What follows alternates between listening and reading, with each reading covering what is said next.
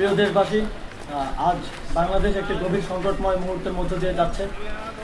এখন পর্যন্ত আমাদের প্রাপ্ত খবর অনুযায়ী আওয়ামী লীগ, ছাত্রলীগ, যুবলীগের সন্ত্রাসীরা গুলি করে কুপিয়ে প্রায় 30-এর অধিক শিক্ষার ছাত্র জনতাকে হত্যা করেছে এবং দিন শেষ হতে হতে এই সংখ্যাটা কোথায় গিয়ে দাঁড়ায় আমরা জানি না। এরই প্রেক্ষিতে আমরা একটি সিদ্ধান্ত নিয়েছি, আমাদের একটি জরুরি সিদ্ধান্ত মোতাবেক আমাদের যে 6 তারিখের যেই লং মার্চ টু ঢাকা কর্মসূচি ছিল সেটাকে আমরা একদিন এগিয়ে নিয়ে এসেছি। অর্থাৎ আগামীকাল 5ই অগাস্ট সারা দেশের মুক্তিকামী জনতাকে ঢাকার উদ্দেশ্যে রওনা হওয়ার জন্য আমরা আহ্বান জানাচ্ছি। যারা পারবেন, যাদের পক্ষে সম্ভব হবে, আজ রাতেই আপনারা ঢাকার উদ্দেশ্যে রওনা হয়ে যান।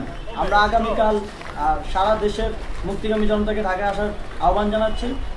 বিশেষ করে ঢাকার আশেপাশে যে জেলাগুলো আছে, আপনারা দায়িত্ব নিয়ে মসজিদের মাইকে ঘোষণা দিয়ে যাদেরকে পাবেন সবাইকে নিয়ে ঢাকার উদ্দেশ্যে রওনা হন। এই লড়াই আমাদের জন্য একটি চূড়ান্ত লড়াই। আমরা চূড়ান্ত ঘোষণার জন্য প্রস্তুত, আমরা গণভবনের দিকে যাত্রার জন্য প্রস্তুত এবং সেই উদ্দেশ্যেই আপনারা সবাই ঢাকা আসুন। আমরা আপনাদের সবাইকে নিয়ে আমাদের চূড়ান্ত দাবি আদায়ে এগিয়ে যাব। আমি জানি না সমন্বয়করা আজকে রাতে বেঁচে থাকতে পারবে কিনা, কিন্তু আপনাদের উপর আমরা এই দায়িত্ব দিচ্ছি। আপনারা সবাই নিজ দায়িত্বে ঢাকায় আসবেন আগামীকাল এবং পরশু পরিস্থিতি বিবেচনা করে পরশু গণভবনের দিকে 4 দিক থেকে আমরা রওনা হব। আমরা খুব আতঙ্কের সাথে লক্ষ্য করছি যে ছাত্রলীগ, যুবলীগ এবং আওয়ামী লীগের গুন্ডারা পুলিশের অস্ত্র দিয়ে পর্যন্ত সাধারণ জনগণের উপর হামলা করছে। কিন্তু একটি সুখের খবর হচ্ছে, সারা দেশের বিভিন্ন স্থানে সেনাবাহিনী ছাত্র জনতার পক্ষে দাঁড়িয়েছে। আবার কিছু কিছু জায়গায় যেমন মিরপুর ও মোহাম্মদপুরে সেনাবাহিনী ছাত্র জনতার বিপক্ষে দাঁড়িয়ে গুলি চালাচ্ছে। আমরা সেনাবাহিনীর প্রতি আহ্বান জানাতে চাই, আপনারা এদেশের নাগরিক এবং আপনারা এদেশের নিরাপত্তার দায়িত্বে আছেন, এদেশের জনগণের যানবাহনের নিরাপত্তার দায়িত্বে আছেন। আপনারা দেশের পক্ষে এবং দেশের জনগণের জন্য কাজ করবেন। কোনো খুনি সরকারের জন্য, কোনো খুনি রাজনৈতিক দলের জন্য কাজ করবেন না। এটি এদেশের জনগণ আপনাদের থেকে প্রত্যাশা করে। আমাদের এই আন্দোলনে সম্পূর্ণ সমর্থন দিয়ে হয় নিরপেক্ষ থাকুন, অথবা এই খুনি বাহিনীকে, সরকারের খুনি বাহিনীকে প্রতিহত করুন, তাদেরকে যথাযথ শাস্তির আওতায় নিয়ে আসুন।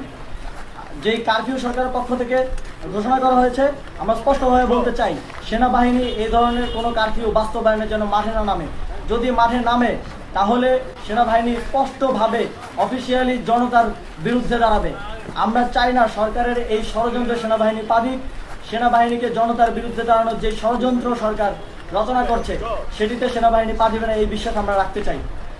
আওয়ামী লীগ আজ সারা দেশে তাদের খুনি বাহিনীকে নামিয়ে দিয়েও ছাত্র জনতার প্রতিরোধের মুখে টিকতে পারেনি। রাজপথের পরাজিত শক্তি হিসেবে তারা সেনাবাহিনী সহ অন্যান্য বাহিনীকে আমাদের বিরুদ্ধে কাজে লাগানোর চেষ্টা করছে। এই চেষ্টাকে, এই ষড়যন্ত্রকে ব্যর্থ করতে হবে এবং আগামীকাল সারা দেশে মসজিদে মসজিদে ঘোষণা দিয়ে ঢাকার উদ্দেশ্যে আপনারা রওনা হন। প্রত্যেকটি পরিবার থেকে অন্ততপক্ষে একজনকে ঢাকার উদ্দেশ্যে রওনা করে দিন, এই ইতিহাসের সাক্ষী হতে, একটি নতুন বাংলাদেশের অভ্যুদয় ঘটানোর একজন কর্মী হতে। ধন্যবাদ সকলকে।